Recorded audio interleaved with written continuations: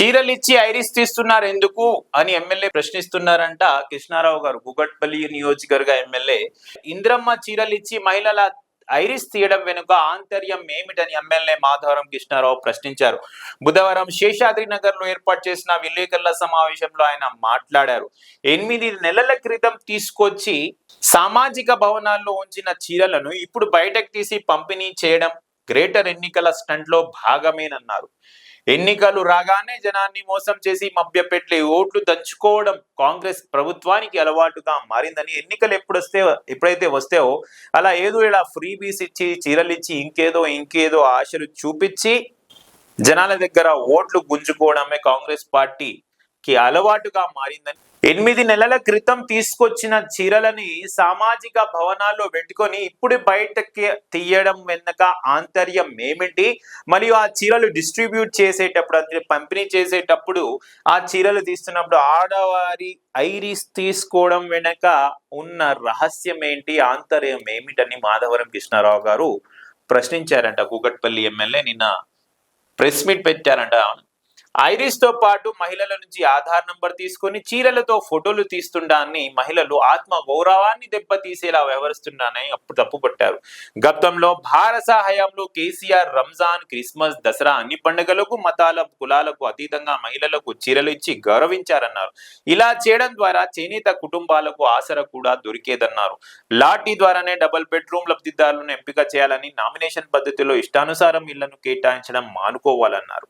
So ఇది వరకు Ramzan, Christmas మరియు దసరా సందర్భాల్లో కూడా కేసీఆర్ గవర్నమెంట్, బీఆర్ఎస్ గవర్నమెంట్ ఉన్నప్పుడు, కేసీఆర్ గారు ముఖ్యమంత్రిగా ఉన్నప్పుడు కూడా చీరలు పంపించేశారు. కానీ ఈ విధంగా మేము చేయలేదు, ఈ విధంగా ఆ ప్రభుత్వ హయాంలో జరగలేదు. నిజంగా చీరలు పంపించేయడంలో ఆధార్ నంబర్లు ఎందుకు అవసరము, ఐరిస్ తీసుకోవడం ఏమవసరము, అదేమన్నా సెంట్రల్ గవర్నమెంట్ స్కీమా, మళ్ళీ పబ్లిక్ డిస్ట్రిబ్యూటర్ పీడిఎస్ స్కీమా, లేదా రైస్ తీసుకుంటున్న వాళ్ళు ఆ ఆంతర్యం ఏమిటి, ఎందుకు చీరలు తీసుకునేటప్పుడు ఐరిస్ తీసుకుంటున్నారు అనేది అంతుపట్టడం లేదు. సో మహిళల ఆత్మ గౌరవాన్ని అది కించపరిచేటట్టు ఉన్నదంటే నిజమే.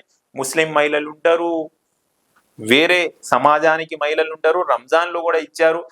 గత ప్రభుత్వంలో 10 సంవత్సరాలు ప్రతి రంజాన్కి చీరలు కూడా ఇచ్చారు. కానీ బోనాలు పండగకి కూడా ఇచ్చారు. కానీ ఐరిస్ తీసుకోవడం ఇలాంటి రకాల పనులు అయితే ఎప్పుడు నా దృష్టిలో నేనైతే చూడలేదు.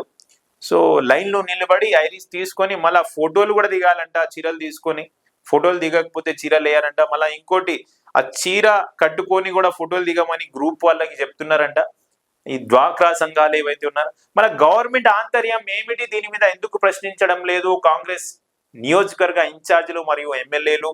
ఎందుకు మా ప్రజలు, మా ఓటర్లు చీరలు దిగి ఫోటోలు తీయాలి, ఐరిస్ ఎందుకు కావాలని కాంగ్రెస్ వాళ్ళు కూడా ప్రశ్నించాలి వాళ్ళ అధినాయకత్వాన్ని. మళ్ళీ కృష్ణారావు గారైతే ప్రతి విషయం మీద, పేదవారికి ప్రాబ్లం వచ్చే ప్రతి విషయం మీద సెక్యులర్ ఎమ్మెల్యేగా ఉన్న కృష్ణారావు ప్రశ్నించారు. దీని మీద కూడా 20,000 లీటర్ల ఉచిత తాగునీరు పథకానికి కాంగ్రెస్ తూట్లు పొడిచి బిల్లులు వసూలు చేస్తుందని ధ్వజమెత్తారు. సిఎంసి కార్యాలయానికి ఆర్భాటంగా షేర్లింగంపల్లిలో శంకుస్థాపన చేయగా ఆ భూమిపై స్టే వచ్చిందని, అలాగే కైట్లాపూర్లో రిజిస్ట్రార్ కార్యాలయం నిర్మాణానికి శంకుస్థాపన చేసి పనులు మొదలు కాగానే స్టే వచ్చిందన్నారు.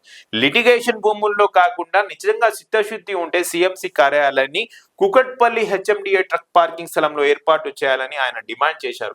ఏదైతే మొన్న సిఎంసి కార్యాలయం ఓపెన్ చేశారో, ముఖ్యమంత్రి రేవంత్ రెడ్డి గారు శంకుస్థాపన చేశారో, కార్యాలయాన్ని ప్రారంభోత్సవం చేశారో కట్టడానికి, ఆ భూమి లిటిగేషన్ లో ఉంది. హైకోర్టు నుంచి ఆర్డర్ వచ్చింది, స్టే వచ్చింది. అలాగే ఏదైతే రిజిస్ట్రేషన్ ఆఫీసులకు కూడా ఓపెన్ చేశారో అది కూడా, ఆ భూములకు కూడా హైకోర్టు నుంచి స్టే ఆర్డర్ వచ్చింది. కావాలని లిటిగేషన్ ల్యాండ్లలో ఇలా శంకుస్థాపన చేసి గవర్నమెంట్ చూపిస్తూ ఆ ల్యాండ్లపై కన్స్ట్రక్షన్ ఆపుతున్నారా అని కూడా మాధవరం కృష్ణారావు స్పందించారు. సో నిజంగా చీరలు ఇచ్చి ఐరిస్ తీసుకోవడం వెనక ఆంతర్యం ఏమిటి అని J24 న్యూస్ ప్రశ్న కూడా చూస్తూనే ఉండండి. J24 news. Thank you.